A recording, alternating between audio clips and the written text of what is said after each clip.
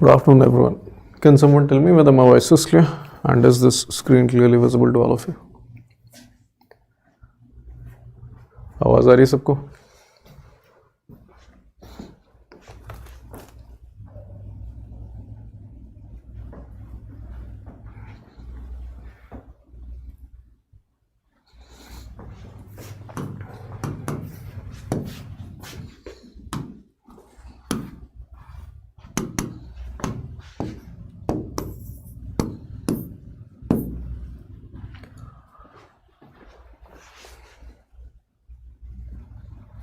Okay, so welcome to today's session, and we will be doing current affairs from 18th to 20th February. That means last day, yesterday's up to yesterday's current affairs. So it brings us at least on the track with respect to current affairs. Okay. So from now onwards, we'll be doing current affairs.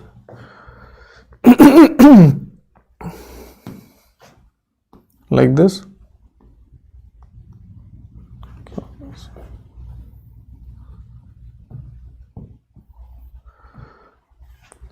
So let's start with the first current affairs, which is related to FPI's scrutiny. So since the Adani Hindenburg episode, SEBI has been, and not only SEBI, the even income tax ministries is also very much, proactive, is becoming too much proactive with respect to scrutiny of where the funds are coming from and the profits from India is going to where. Okay, so recently you must have also already seen that in context of FPIs that are investing in India, the SEBI asked for who are the top beneficiaries of all those funds, or who are the top provider of all these funds that are getting invested into India. So that type of information was, collected by SEBI. So similarly, in such another issue of, channelizing fund, Income Tax Ministry is now asking for the details of beneficiaries of whoever these FPI is benefiting to. So for example, if you clearly look the news, it says taxman asks FPIs to share info on signatories in order to justify treaty relief. So as all of you know that, India has very double taxation agreement and some various multilateral treaties with respect to Singapore as well as Mauritius.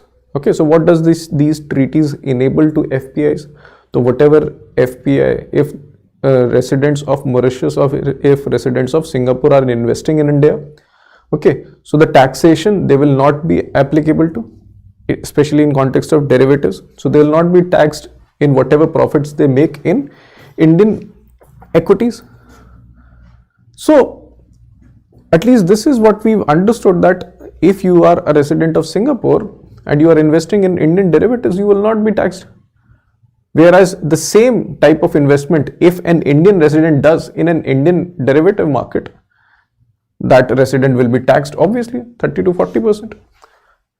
तो उस tax को बचाने के लिए लोग क्या करते हैं? लोग चैनलाइज करने लग जाते हैं, जाएंगे मॉरिशस या सिंगापुर में, वहां एक कंपनी खोलेंगे और फिर उस कंपनी के थ्रू इंडिया में इन्वेस्ट करना स्टार्ट कर देंगे. So think about it like,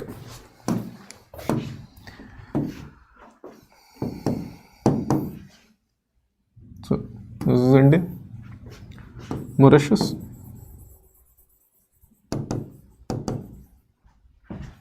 and Singapore.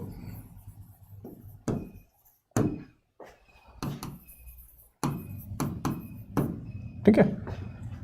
So if FPI is doing investments in Indian equities through dollars or some other things, so the profit whatever they'll be making, they'll be getting without taxation, because both of these countries have such type of double taxation, agreement. Similarly here also.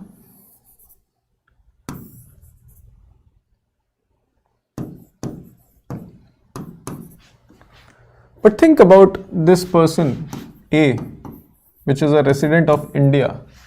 He is thinking कि यार थोड़ा कुछ ना channelise करते हैं जिससे taxation बचा पाएँ. तो एक काम करते हैं, सिंगापुर तो महंगा है, मॉरिशस चलते हैं, मॉरिशस में एक कंपनी सेटअप कर लेंगे, ठीक है, और अपना फंड यहाँ पे ट्रांसफर कर देंगे और फिर इन फंड्स के थ्रू इंडियन इक्विटीज में इन्वेस्ट करेंगे। तो फिर हम जितना भी प्रॉफिट कमाएंगे overall, so that will be ours and that we can utilize in various other purposes. So this is what we call primarily tax avoidance. Basically आप कर क्या रहे हो, आप टैक्स को अवॉइड कर रहे हो, because if you would have done the same thing by being in India, you would have to pay 30 to 40% taxation, but that tax avoidance is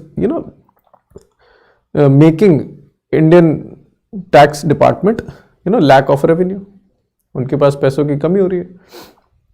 So to avoid such type of activities or to negate such type of activities, what the directive of income tax department is, income tax department has directed these FPIs, जो भी company है जो India में invest कर रही है, they will have to provide that who is the authorized signatory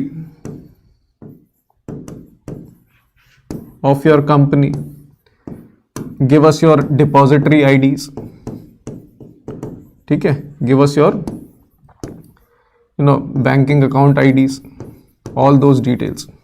तो इससे क्या होगा, अगर इस इंफॉर्मेशन से if they get to know that the person who is running this FPI or the company which is doing FPI in India, so naturally they will get to understand that it is an Indian resident and that Indian resident will be taxed, okay? So whatever investments that will be done by this person through Mauritius, that will be first taxed and then it will go back, okay? So this is what income tax department is saying to each and every FPI. You will only be provided tax benefit only if you provide all these details, so that income tax authorities are rest assured that the benefits are going in a rightful manner, okay? So this is what the news is all about. Any confusion to anyone?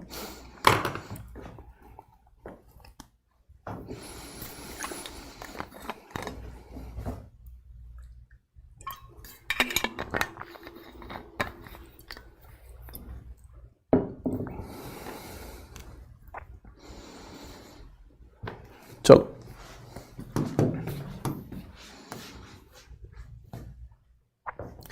तो अगर आप ये पढ़ोगे same चीज है।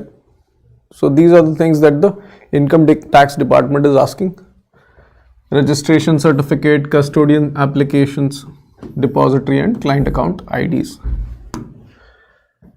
so that the income tax department is also seeking tax residency certificates also, कि आप सही में मॉरिशस के रेसिडेंट हो या फिर इंडियन रेसिडेंट बन के आपने पैसा चैनल घुमा के इंडिया में लेके आ रहे हो। Let's move on to the next.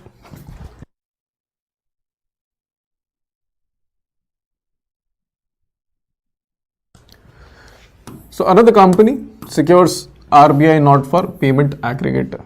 Okay, so payment aggregator we've done ample amount of times.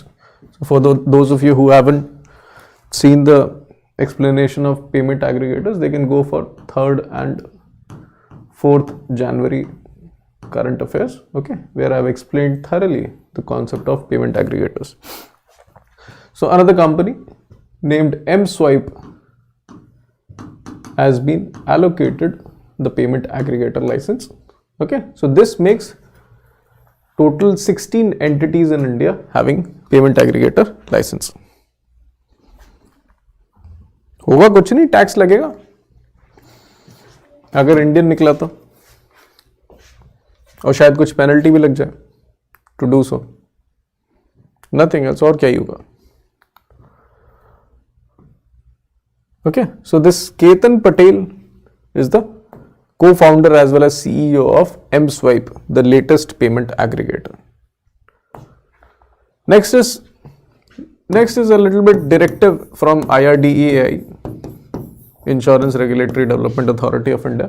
Okay, so IRDAI is has recently issued a directive in order to increase scrutiny with respect to health and savings plan for 55 plus years of age, people.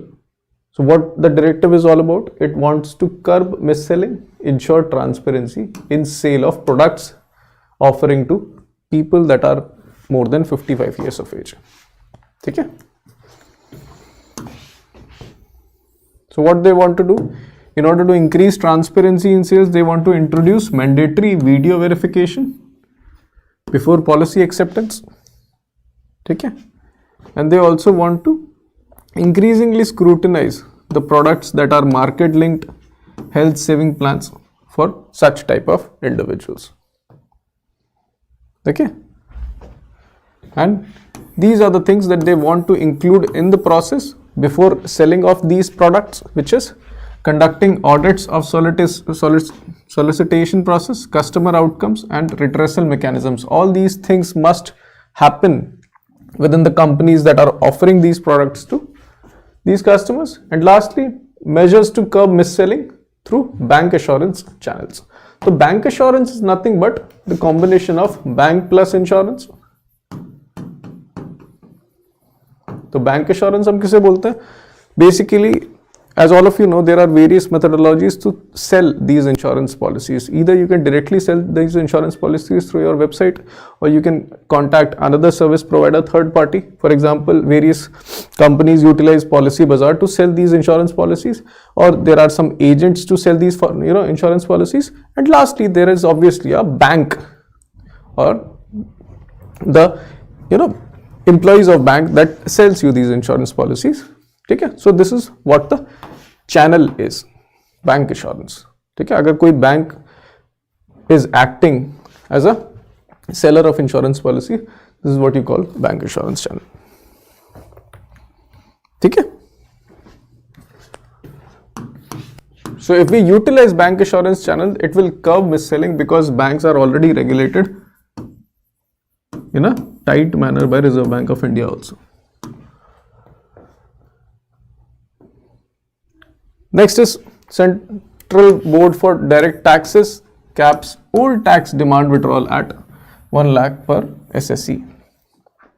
So what does this mean? I hope everybody of you who has seen the budget document must remember this, that recently with respect to various assessment year, the petty demands, for example, demands up to 10,000, 25,000 per SSC, such type of demands the government is thinking, because such type of demands have been laying from 1962. अब 1962 से पड़े हुए हैं ये सब demand, लोग दे नहीं रहे या फिर पुश्तें आगे चली गई हैं, ठीक है, और बहुत छोटे छोटे से डिमांड है, तो गवर्नमेंट भी ज़्यादा ध्यान नहीं दे रही है. बड़ा होता तो गवर्नमेंट के employees must be focusing upon it.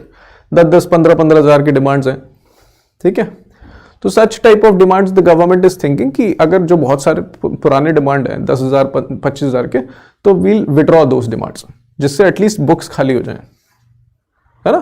So these were the things that were announced in the budget. So what were these things? So tax demands for assessment year 2010-11. Assessment year होता है financial year के just बाद वाला. So financial year it will be 2009 and 10. For up to rupees 25,000 will be withdrawn, and from assessment year 2011-12 to 15-16, माने up to 14-15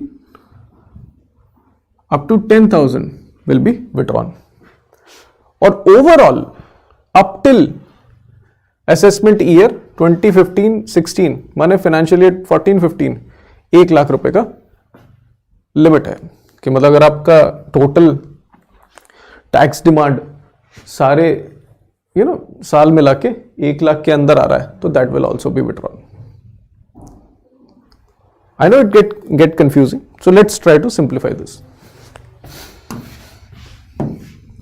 so the government is saying, तो assessment year, so we will take assessment year first, ठीक है.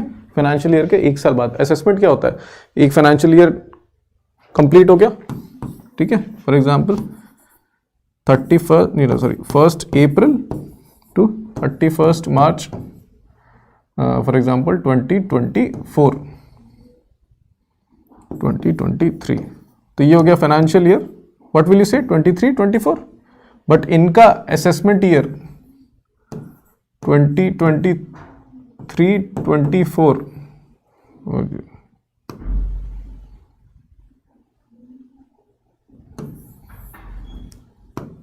2024-25, this assessment year will be assessing all the tax demands for previous financial year. ठीक है, अब tax demand की बात कर लेते हैं. तो assessment year 2020, which they were saying 2010 to 2011, if you have demands, so that will be up to 25,000 will be withdrawn, and from 2011-12 to 2015-16 each year, if you have demand up to 10,000, those things will be withdrawn. Think about a case of a particular person. Take an example, name of the person being person A. So person A within assessment year 2010 and 11 has the tax liability of, for example, 30,000. तो उनका assessment year 2010-11 में बना 30,000 के आसपास का. ठीक है, 2011 में उनका असेसमेंट बना कितना, 25,000 मान लीजिए. सिमिलरली ऐसे करते जाइए आप. मान लीजिए 2 साल उन्होंने काम नहीं किया तो टैक्स लायबिलिटी 0 है. फिर ये 11-12, 15-16, ठीक है. So in this case the tax liability came out to be 40,000, and in this case tax liability came out to be 50,000. अब इनकी जो लिमिट है उसके हिसाब से डिडक्ट करते चलते हैं. तो in assessment year 2010-11 the government said up to 25,000 will be withdrawn. तो टोटल लाइबिलिटी इनकी कितनी बनी, anyone? Within assessment year 2010-11 only. Just correct, 5,000. लेकिन 2011 से 15 तक every year the tax liability withdrawn is only up to 10,000. तो इधर कितनी बनेगी,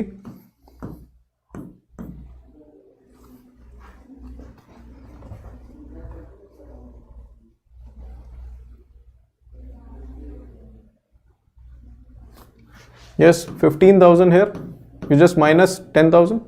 इधर तो कोई मतलब ही नहीं है, 0 0 minus here 10,000, 30,000 and minus 40,000.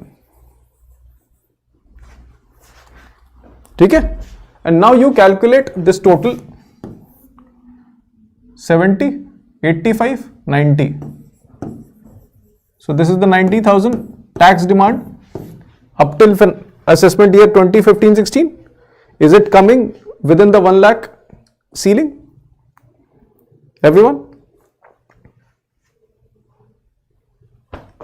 So this will also be withdrawn. That means total tax liability for this person in the end will become how much?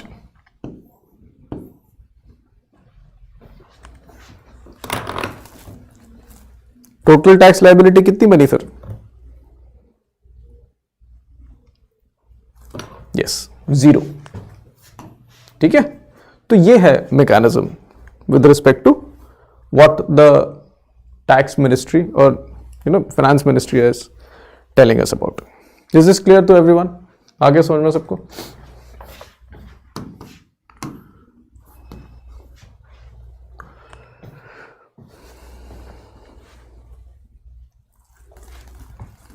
यार कैसी बात कर रहे हो, टैक्स पेयर को देंगे थोड़े, उनसे तो मांगने की बात चल रही है.